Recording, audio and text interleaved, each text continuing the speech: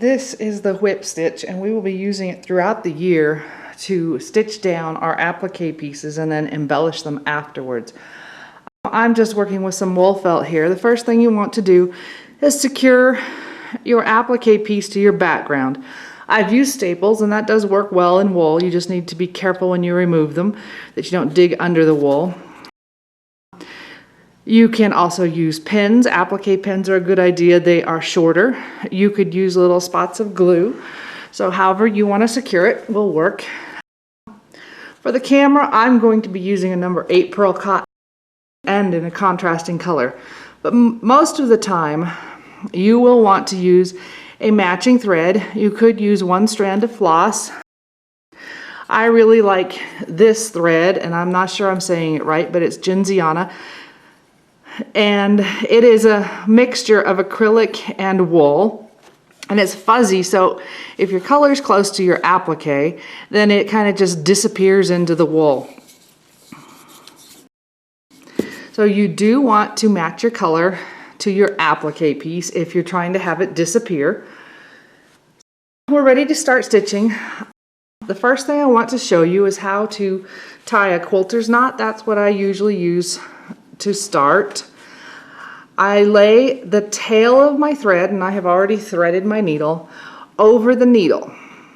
And depending on how heavy the thread or how coarse or fine the fabric is, you're going to wrap the tail around your needle 1, 2, you could go 3 or 4 times even. We'll just do 3 for today. I'm going to hold on to those wraps on the needle. I'm going to push the needle through, so here's my point here, so it's coming out, and then I'm just going to keep pulling. Do not release your fingers, and when you get to the end, you have a nice neat knot. If you have a longer tail, you can clip that off. So now I'm ready to stitch. I'm going to bring the needle up in the applique fabric. If you want to hide that knot, you can actually bring it up between your background and your applique piece. I do that when I'm working with cotton fabric. We're going to come up on the edge of our applique piece. Now with wool, I tend to go in a little bit deeper. I mean, maybe a 1/16 of an inch, could be as much as an 1/8 of an inch. I don't want it to pull out of the wool. If I'm working with cotton and I have a turned edge, then I just want to come up and catch a couple threads in the cotton fabric and then go back down. So I came up in the applique fabric. I want to go down right next to where I came up in the background fabric, off the edge of the applique. So perpendicular is the goal. You can use the stab stitch method if you want, which is just an up and down.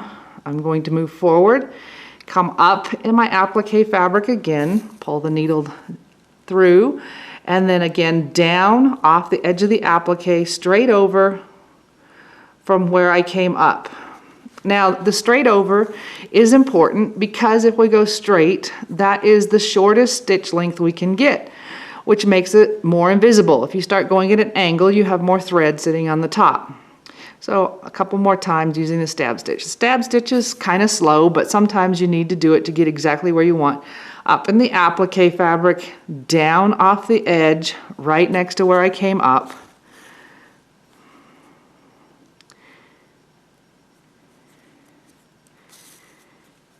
And just keep going. Now that's kind of slow for me.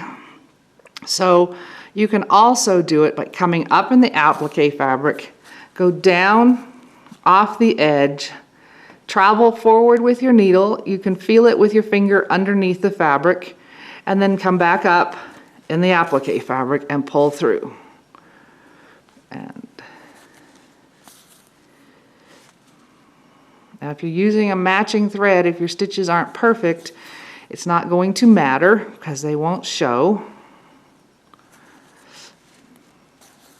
Now, when I come to a point, I do like to come right into that point so that it holds it down. So I'm going to just come up inside my point, go down off the end of the point, and then I'm ready to go again on my long straight stretches so that I get that stitch right there in the point, if at all possible, That's when the stab stitch method may come in handy.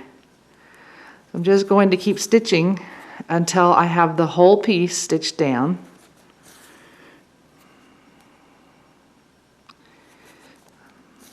And then when I come to the end, I will just take my thread to the back and knot off.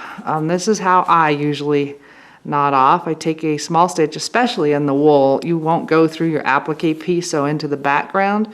Make a loop, pull through, and just do that a couple of times. You could also thread through your stitches, but it's depending on how small they are, it may be a little bit difficult. It's not bad. So that is the whip stitch.